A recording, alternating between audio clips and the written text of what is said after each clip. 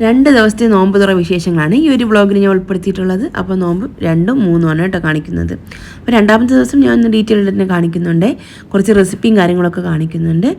അപ്പം നല്ലൊരു healthy tasty ആയിട്ടുള്ളൊരു നോമ്പ് കനിയുടെ റെസിപ്പി കാണിക്കുന്നുണ്ട്. അതുപോലെ തന്നെ ഒരു ചിക്കൻ സമൂസയുടെ റെസിപ്പി ഞാൻ കാണിക്കുന്നുണ്ട്, പിന്നെ ഒരു പ്രോൺസ് മസാല. അപ്പോൾ നമുക്ക് ആ ഒരു വീഡിയോയിലോട്ടൊക്കെ പോകാം. ഇത് കുറച്ച് രാവിലത്തെ കുറച്ച് കാഴ്ചകളാണ്.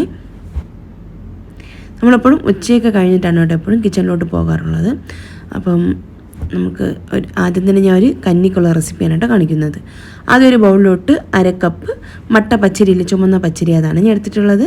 അതും പിന്നെ ഒരു 1/4 കപ്പോളം പയറുപരിപ്പ് നന്നായിട്ടൊന്ന് കഴുകിയെടുക്കാം.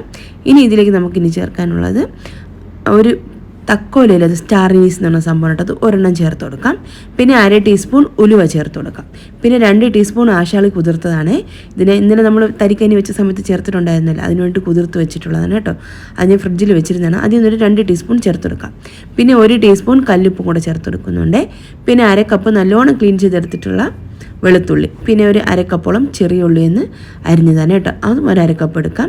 പിന്നെ ഒരു 1/4 കപ്പോളം ക്യാരറ്റ് ഒന്ന് കൊത്തി അരിഞ്ഞത്, പിന്നെ ഒരു 1/4 കപ്പിനേക്കാളും കുറച്ചിട്ട് ഗ്രീൻ പീസും കൂടെ ചേർത്തെടുക്കാം. പിന്നെ 2 തോണ്ടൻ മുളകാണ് ചേർത്തെടുക്കുന്നത്. ഈ ഒരു മുളക് ചേർക്കുമ്പം കഞ്ഞിക്ക് നല്ലൊരു ഫ്ലേവർ കിട്ടും കേട്ടോ, അതിനോട്ടാണ് ഒരു മുളക് ചേർത്ത് കൊടുത്തത്. പിന്നെ ഇതാ ഒരു കൈപ്പിടി മല്ലിയിലയും കൂടെ ചേർത്തിട്ട് ഒരു കുക്കറിലേക്ക് ഞാൻ ഒരു 3 കപ്പ് വെള്ളം വെച്ച് കൊടുത്തിട്ടുണ്ടേ. അതൊന്ന് ചൂടായി വരുന്ന സമയത്ത് നമ്മൾ എടുത്ത് വെച്ചിട്ടുള്ള ഐറ്റംസ് എല്ലാം ഇതിലേക്ക് നമുക്ക് ചേർത്ത് കൊടുക്കാം. എന്നിട്ട് ഒന്ന് ഇളക്കിയതിന് ശേഷം പിന്നെ ഇതിലേക്ക് ഒരു കഷ്ണം പട്ടയും കൂടെ ചേർത്ത് കൊടുക്കുന്നുണ്ട്. അതും ചേർക്കാൻ മറന്നാണ് കേട്ടോ. ശ്രീലങ്കൻ പട്ട ഉണ്ടെങ്കിൽ ചേർക്കുകയാണെങ്കിൽ നല്ല ഫ്ലേവർ ആയിരിക്കും കേട്ടോ കഞ്ഞിക്ക്. അപ്പോൾ കുക്കറിൻ്റെ അടപ്പുകൊണ്ട് അടച്ചിട്ട് ഒരു 2-3 വിസിലെടുത്തിട്ട് ഫ്ലെയിം കുറച്ച് അങ്ങനെ വയ്ക്കാം. ഒരു അരമണിക്കൂർ നമുക്ക് ഫ്ലെയിം ഓഫ് ചെയ്ത് മാറ്റി വയ്ക്കാം. പിന്നെ ഒരു ചിക്കൻ സമൂസയ്ക്ക് വേണ്ടിയിട്ടുള്ള ഒരു ചിക്കൻ ഒന്ന് വേവിച്ചെടുക്കാൻ വേണ്ടിയിട്ട് ഒരു 750 ഗ്രാമോളം ചിക്കൻ എടുത്തിട്ടുണ്ട്. അതിലേക്ക് ആവശ്യത്തിനൊപ്പം 1 ടീസ്പൂൺ കുരുമുളക് ചതച്ചതും ഒരു 1-2 ടീസ്പൂണോളം ആ ഒരു സോയ സോസും കൂടെ ചേർത്ത് കൊടുക്കുന്നുണ്ട് കേട്ടോ. ആ ഒരു ചിക്കൻ്റെ ഒരു സ്മെല്ലുണ്ടല്ലോ, അത് വരാതിരിക്കാൻ വേണ്ടിയിട്ടാണ് സോയ സോസ് ചേർത്ത് കൊടുത്തിട്ടുണ്ടായിരുന്നത്. എന്നിട്ടൊന്ന് കൈ കൊണ്ടൊന്ന് മിക്സ് ചെയ്തതിന് ശേഷം വെള്ളമൊന്നും ഒഴിക്കേണ്ട ആവശ്യമില്ല. പക്ഷേ കുക്കറിൻ്റെ അടപ്പുകൊണ്ട് അടച്ചിട്ട് ഒരു 3 വിസിൽ, അപ്പോഴത്തേക്കും ചിക്കൻ ഒന്ന് റെഡിയായി കിട്ടിക്കോളും. അപ്പോൾ ഒരു ഫ്ലെയിം ഓഫ് ചെയ്തതിന് ശേഷം ഒരു പ്രഷറൊക്കെ ഒന്ന് കളഞ്ഞിട്ട് ഞാൻ അടപ്പൊന്ന് മാറ്റിയിട്ടേ ഇതുപോലെ ചിക്കൻ ഒന്ന് മാറ്റി വയ്ക്കുന്നുണ്ട്.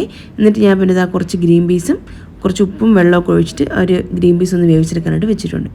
ഇനി നമുക്കിത് ഒരു മസാല തയ്യാറാക്കി എടുക്കാൻ വേണ്ടിയിട്ട് നല്ലൊരു അടികട്ടിയുള്ള ഉരുളേനായിട്ട് ഞാൻ അടുപ്പത്ത് വെച്ച് കൊടുത്തത്. അതിലേക്ക് 1-2 ടേബിൾ സ്പൂൺ വെളിച്ചെണ്ണ ഒഴിച്ച് കൊടുത്താൽ മതിയാകും. പിന്നെ ഒരു 2-3 പച്ചമുളക് നിങ്ങളുടെ എരിവിനനുസരിച്ചിട്ട് എടുക്കാം. ഞാൻ അവിടെ 2 പച്ചമുളക് എടുത്തിട്ടുള്ളൂ കേട്ടോ. പിന്നെ അതുപോലെ തന്നെ ഒരു 10-25 മല്ലി വെളുത്തുള്ളി എടുക്കുന്നുണ്ട്, അതും കൂടെ ചതച്ചെടുത്തിട്ടുള്ള കൂട്ട്. അതൊന്ന് സോട്ടായി വന്നതിന് ശേഷം 2 ക്യാരറ്റും പിന്നെ ഒരു 3 സവാളയും ആവശ്യത്തിന് ഉപ്പും കൂടെ ചേർത്ത് കൊടുക്കും.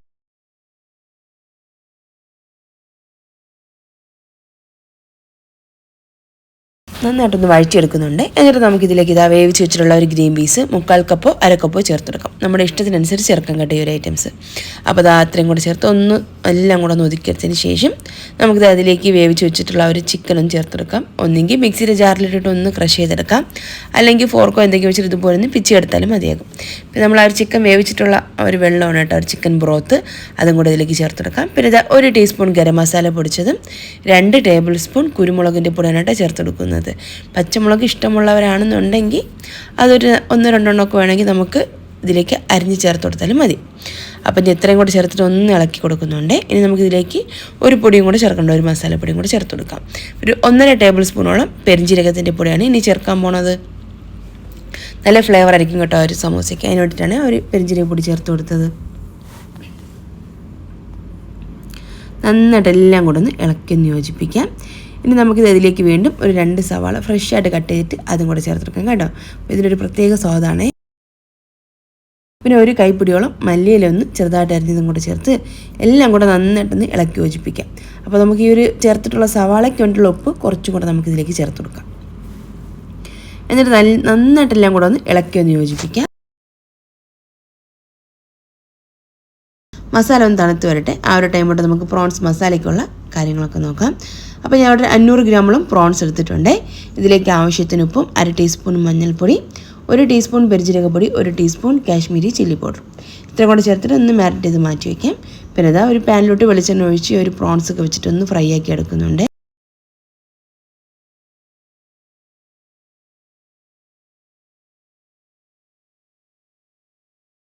പ്രോൺസ് അവിടെ ഒന്ന് ഫ്രൈ ആവുന്നുണ്ട്. ആ ഒരു ടൈം കൊണ്ട് നമുക്ക് സമൂസയ്ക്ക് ഒന്ന് ഫില്ല് ചെയ്തിട്ടെടുക്കാം. അപ്പോൾ സമോസ ഷീറ്റ് എടുത്തിട്ട് ഇതുപോലൊന്ന് ഫോൾഡ് ചെയ്തെടുക്കുക. നമ്മൾ ഇങ്ങനെ ഐസ്ക്രീമിൻ്റെ കോണൊക്കെ നമ്മളിങ്ങനെ ഉണ്ടാക്കും. ഐസ്ക്രീമിൻ്റെ കോൺ നമ്മൾ പേപ്പർ വെച്ച് നമ്മളിങ്ങനെ കോൺ പോലെ ഉണ്ടാക്കില്ലേ, ആ ഒരു സെയിം മെത്തേഡാണ് കേട്ടോ. ഇത് വലിയ സംഭവമൊന്നുമല്ല, ജസ്റ്റ് ഒന്ന് ഇങ്ങനെ ഒന്ന് ട്വിസ്റ്റ് ചെയ്തെടുത്താൽ മതിയാകും. ഇതുപോലൊരു ഷേപ്പായിട്ട് കിട്ടും. എന്നിട്ട് അതിൻ്റെ ഉള്ളിൽ നമുക്കിതുപോലെ ആ ഒരു മസാല ഒന്ന് ഫില്ല് ചെയ്ത് കൊടുക്കാം. ഒരുപാട് മസാല കുത്തി നിറച്ച് വെക്കില്ല, അപ്പോൾ അത് കഴിക്കാൻ അത്ര രസം ഉണ്ടാവില്ല. കുറച്ച് മസാല ഇങ്ങനെ ഇതുപോലെ വെച്ച് കൊടുത്താൽ മതി കേട്ടോ. ഇതിപ്പോൾ ഓവറാണ് ഞാൻ ആദ്യം വെച്ചത്, അപ്പോൾ ഞാൻ അതുകൊണ്ട് തന്നെ കുറച്ചെടുത്ത് മാറ്റിയിട്ടുണ്ടേ. എന്നിട്ട് നന്നായിട്ട് ഇതൊന്ന് ഒട്ടും നമ്മൾ ഗ്യാപ്പൊന്നും ഇല്ലാത്ത രീതിയിൽ നന്നായിട്ടൊന്ന് ഫോൾഡ് ചെയ്തിട്ടെടുക്കാം. കുറച്ച് മൈദയും വെള്ളം കൂടെ ഒന്ന് മിക്സ് ചെയ്ത് വെച്ചാണ് കേട്ടോ. അപ്പോൾ അതൊന്ന് ഒട്ടിക്കാൻ വേണ്ടിയിട്ട് ഒന്ന് ബ്രഷ് ചെയ്തിട്ട് നന്നായിട്ടൊന്ന് കവർ ചെയ്തിട്ടെടുക്കാം.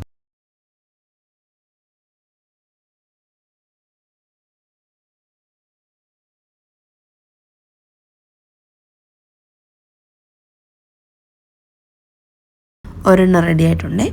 ഇതുപോലെ തന്നെ എല്ലാം ഞാൻ ഒന്ന് ഫില്ല് ചെയ്തെടുക്കുന്നുണ്ട് കേട്ടോ. അപ്പോൾ ഈ ഒരു സമോസ ഫില്ലിങ് ഇങ്ങനെ തന്നെ ചെയ്യണമെന്നൊന്നുമില്ല, നമ്മുടെ ഇഷ്ടത്തിന് നമുക്കിഷ്ടമുള്ള പച്ചക്കറികളൊക്കെ കാണുമല്ലോ. അപ്പോൾ ക്യാപ്സിക്കൊക്കെ ഇഷ്ടമുള്ളവരാണെന്നുണ്ടെങ്കിൽ അതൊക്കെ ചേർത്ത് കൊടുക്കാം കേട്ടോ. നമ്മുടെ ഇഷ്ടത്തിനനുസരിച്ച് ഇതിന് മാറ്റം വരുത്തിയും ഇതിനെന്തെങ്കിലും ചേർക്കണമെങ്കിൽ അങ്ങനെ ചേർക്കാം. പിന്നെ ചീസൊക്കെ ഇട്ടും അങ്ങനെ തയ്യാറാക്കും കേട്ടോ, നല്ല ടേസ്റ്റാണേ.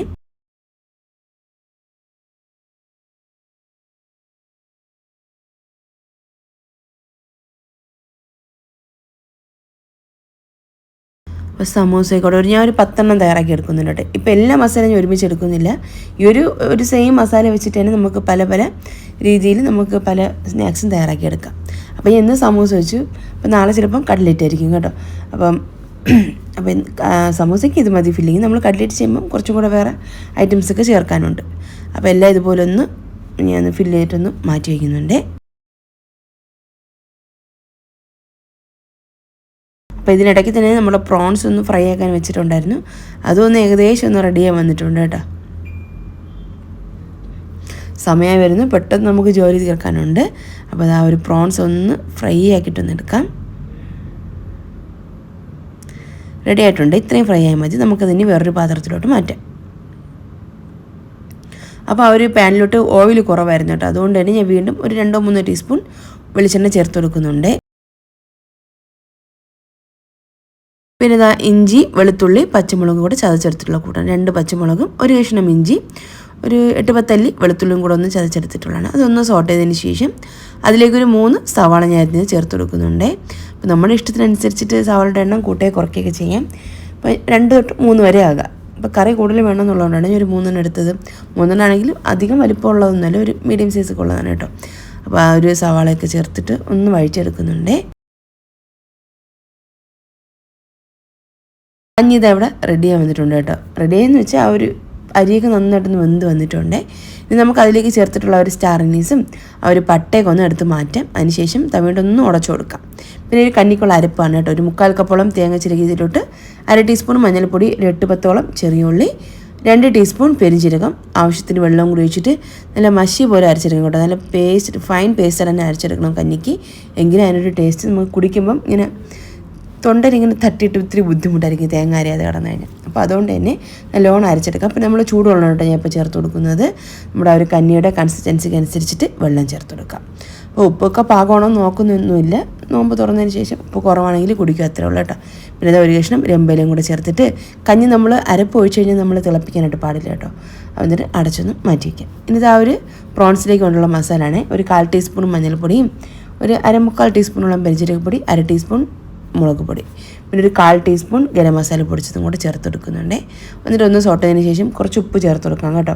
നമ്മൾ ആ ഒരു സവാളയിൽ ഉപ്പ് ചേർത്തിട്ടില്ലായിരുന്നല്ലോ, അതുകൊണ്ട് തന്നെ ഉപ്പും കൂടെ ചേർത്ത് കൊടുക്കാം. എന്നിട്ട് നമ്മൾ ഫ്രൈ ചെയ്ത് വെച്ചിട്ടുള്ള ഒരു പ്രോൺസും ഒരു തക്കാളി ഒന്ന് നീളത്തിന് മുറിച്ചതും കൂടെ ചേർത്തെടുക്കാം. 1 കപ്പ് നല്ല കട്ടിയുള്ള തേങ്ങാപ്പാൽ, ഫ്രഷ് ആയിട്ട് എടുത്തിട്ടുള്ള തേങ്ങാപ്പാലാണ്, അതും കൂടെ ചേർത്ത് നന്നായിട്ടൊന്ന് മിക്സ് ചെയ്ത് ഒന്ന് തിളപ്പിച്ചിട്ടൊന്ന് മാറ്റി വയ്ക്കാം. അപ്പോൾ നമ്മുടെ പ്രോൺസ് മസാലക്കറി ഇവിടെ റെഡി ആയിട്ടുണ്ട്. നല്ല ടേസ്റ്റാണ് കേട്ടോ. ഇതിൻ്റെ കൂടെ നമുക്ക് ചപ്പാത്തിയുടെ കൂടെയും അപ്പത്തിൻ്റെ കൂടെ നല്ല കോമ്പിനേഷനാണ് ഈ ഒരു കറി. പിന്നെ ഇതാ കുറച്ച് മല്ലിയില അരിഞ്ഞതും കൂടെ ചേർത്തിട്ട് മാറ്റി വയ്ക്കും. അപ്പോൾ നമ്മുടെ കറി ഇവിടെ റെഡി ആയിട്ടുണ്ട്. ഇനി നമുക്ക് പെട്ടെന്ന് തീർക്കാനുള്ള ജോലിയാണ് ഉള്ളത്. അപ്പോൾ ഞാൻ അത് ഒരു പാനിലോട്ട് എണ്ണ ഒഴിച്ച് ഒന്ന് ചൂടായി വന്നതിന് ശേഷം സമൂസ നമ്മൾ നേരത്തെ ഫില്ല് ചെയ്ത് വെച്ചിട്ട് അത് ഇട്ടിട്ടൊന്ന് ഫ്രൈ ചെയ്തെടുക്കുന്നുണ്ട്. പെട്ടെന്ന് റെഡിയാവും. അപ്പോൾ ആ സമൂസ ഫ്രൈ ആക്കിയിട്ടൊന്ന് മാറ്റി വയ്ക്കുന്നുണ്ട്. നമ്മുടെ നോമ്പ് തുറക്കാനുള്ള സമയമായി കഴിഞ്ഞു. അപ്പോൾ ഞാൻ ജ്യൂസൊക്കെ ഒന്ന് റെഡിയാക്കി വെച്ചിട്ടുണ്ട് കേട്ടോ. ഇത് തണ്ണിമത്തങ്ങയുടെ ജ്യൂസാണെന്ന് ഒരാൾ കമൻറ്റ് ചോദിച്ചിട്ടുണ്ടായിരുന്നു. തണ്ണിമത്തങ്ങ ജ്യൂസ് അല്ല കേട്ടോ ഇത് ഷമാമും ബീട്രൂട്ടും ക്യാരറ്റും കൂടെ ചേർത്തിട്ട് തയ്യാറാക്കിയെടുത്തിട്ടുള്ള ജ്യൂസാണ്. പിന്നെ ആ ഒരു ജ്യൂസ് എന്ന് പറയുന്നത്, ഈ ഒരു ജ്യൂസിൻ്റെ റെസിപ്പി ഞാൻ അവസാനം പറയുന്നുണ്ട് എന്തൊക്കെയാണ് ചേർത്തതെന്നുള്ളത്. അപ്പോൾ അതാ നമ്മുടെ ഒരു നോമ്പ് തുറയും നല്ല രീതിയിൽ തന്നെ കഴിഞ്ഞിട്ടുണ്ട്. അപ്പോൾ രണ്ടാമത്തെ നോമ്പും നന്നായിട്ട് തന്നെ പോയിട്ടുണ്ട്. വലിയ ക്ഷീണമൊന്നുമില്ല കേട്ടോ. അത്രയും നല്ല അത്യാവശ്യം നല്ല ചൂടുണ്ട് അന്തരീക്ഷത്തിൽ. എന്നിരുന്നാൽ പോലും വലിയ ക്ഷീണവും കാര്യങ്ങളൊന്നുമില്ല, നല്ല രീതിയിൽ തന്നെ പോയി കേട്ടോ.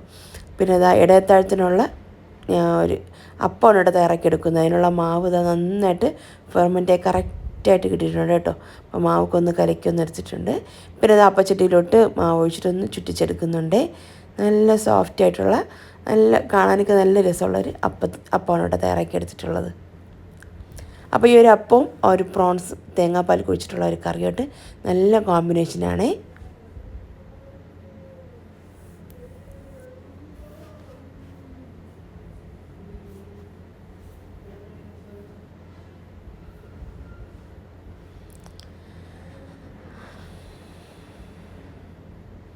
നമ്മൾ രാത്രി എന്താണോ ഫുഡ് അത് തന്നെ ആയിരിക്കട്ടെ നമ്മൾ അത്താഴത്തിനും കഴിക്കുന്നത്.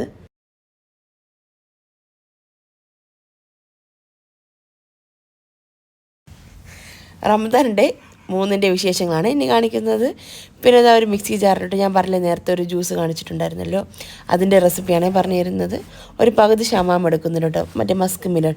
അതിലേക്ക് നമ്മൾ നാരങ്ങയും ബീട്രൂട്ടൊക്കെ ചേർത്തിട്ട് തയ്യാറാക്കി വെച്ചിട്ടുള്ള ഒരു സിറപ്പ് ഉണ്ടായിരുന്നില്ല, അതാണ് ചേർത്ത് കൊടുത്തത്.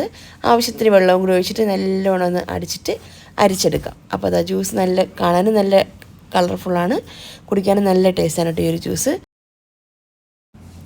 നമ്മൾ ആ സമൂസയ്ക്ക് വേണ്ടി തയ്യാറാക്കിയിട്ടുള്ള ഒരു സെയിം മസാല വെച്ചിട്ട് തന്നെ കുറച്ച് പൊട്ടറ്റോയൊക്കെ ഒന്ന് പുഴുങ്ങി ചേർത്ത് കുറച്ചും കൂടെ മസാലയൊക്കെ ചേർത്തിട്ട് ഒരു ചിക്കൻ കട്ട്ലേറ്റും കൂടെ തയ്യാറാക്കി എടുക്കുന്നുണ്ട്. കുറച്ച് ചീസും കൂടെ ചേർത്തിട്ടുണ്ട് ഈ ഒരു കട്ട്ലേറ്റിലോട്ട്. പിന്നെ നെയ്പ്പത്തിലാണ് ഫസ്റ്റ് അറ്റംപ്റ്റാണ്. ഒരു ബക്കറ്റ് ലിസ്റ്റിലുള്ളൊരു റെസിപ്പി ആയിരുന്നു ഇത്, ഞാൻ നേരത്തെ നോക്കി വെച്ചിരുന്നതാണ് കേട്ടോ. അപ്പോൾ ഞാൻ അതൊന്ന് ട്രൈ ചെയ്തു, എന്തായാലും പെർഫെക്റ്റ് ആയിട്ട് തന്നെ കിട്ടിയിട്ടുണ്ട്. ഇൻസ്റ്റൻ്റായിട്ട് ചെയ്തതാണ് ഇത്, അരിയൊന്നും അരച്ചിട്ടല്ല, അല്ലാതെ അരിപ്പൊടി വെച്ചിട്ട് ചെയ്തതാണ്. അപ്പോൾ അതാ നമ്മുടെ 3ാമത്തെ നോമ്പ് തുറയും നല്ല റാഹത്തായിട്ട് തന്നെ എല്ലാം കഴിഞ്ഞു. അപ്പോൾ ഈ ഒരു വീഡിയോ റെസിപ്പികളൊക്കെ നിങ്ങൾക്ക് ഇഷ്ടമായിട്ടുണ്ടെങ്കിൽ മറക്കാതെ തന്നെ ഒരു ലൈക്കും ഒരു ഷെയറും ഒരു കമൻറ്റൊക്കെ ഒന്ന് ചെയ്തേക്കാം കേട്ടോ. അപ്പം ചാനൽ സബ്സ്ക്രൈബ് ചെയ്യാതെയാണ് നിങ്ങൾ ഈ ഒരു വീഡിയോ കണ്ടുകൊണ്ടിരുന്നതെങ്കിൽ ഒന്ന് സബ്സ്ക്രൈബും കൂടെ ചെയ്തേക്കും. അപ്പോൾ ഈ വീഡിയോ കണ്ട എല്ലാ കൂട്ടുകാർക്കും